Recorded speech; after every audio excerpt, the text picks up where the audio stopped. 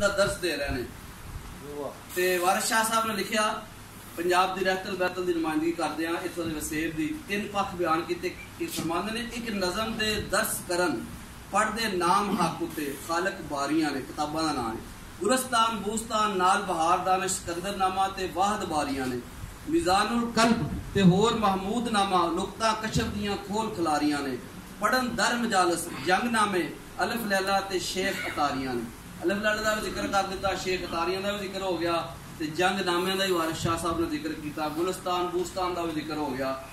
ते कशफ दियां नुक्ता खोल मारी यानी तिन्ने चीज़ां यानी मुदाहमत जंग ते जिहाद कशफ ते असरार ते माबाद तिबियान तिन्ना चीज़ों का वारिस शाह साहब ने हीर दे जिक्र किया और यही वजह है कि पंजाब के अंदर सूफियात बुजुर्ग कसरत के नाल होए ने और बहुत कुछ लिखा गया है ते अज दे जिहड़े साडे सूफी शायर ने हजरत पीर सैयद मेहर अली शाह साहब रहमतुल्लाह अलैह उन्हां दा पंजाबी नाल रिश्ता की सी दो तीन वाकयात बयान करांगा। वैसे मेरे मुनीर के अंदर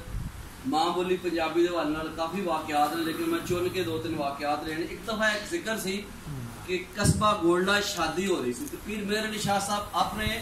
घर के बाला खाना के उत्ते इबादत अशगाल जिक्रो अशगाल मसरूफ सन ते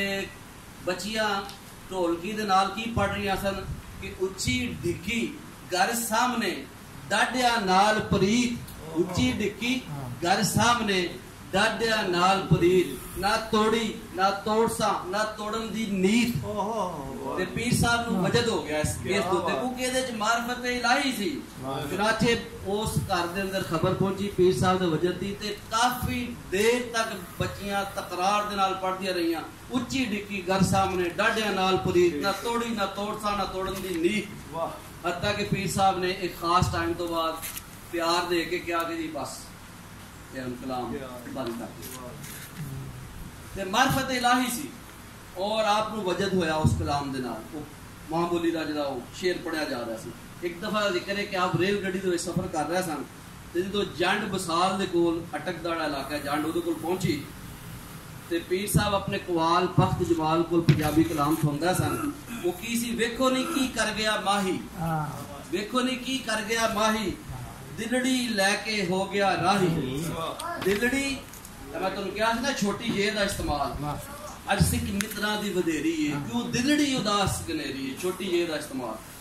देखो नहीं की कर गया माही दिलड़ी लैके हो गया राही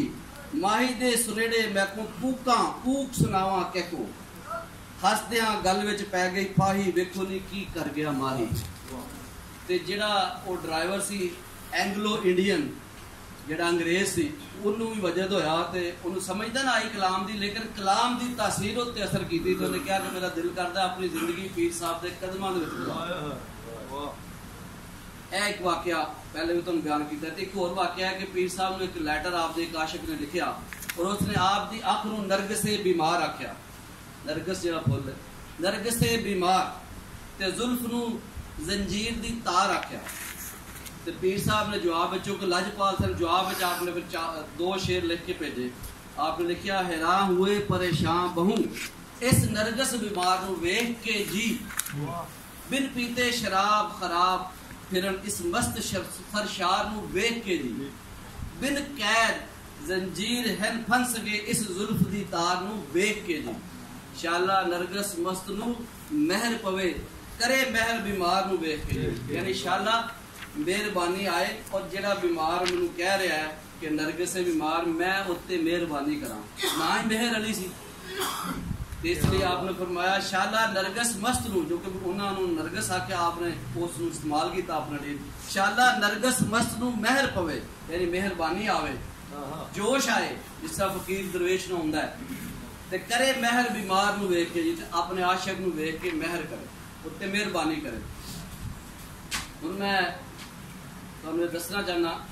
कि पंजाबी जिहड़ी जुबान है वो मज़ाह रखती है और मज़ाह होना चाहिए मगर वल्गैरिटी नहीं होनी चाहिए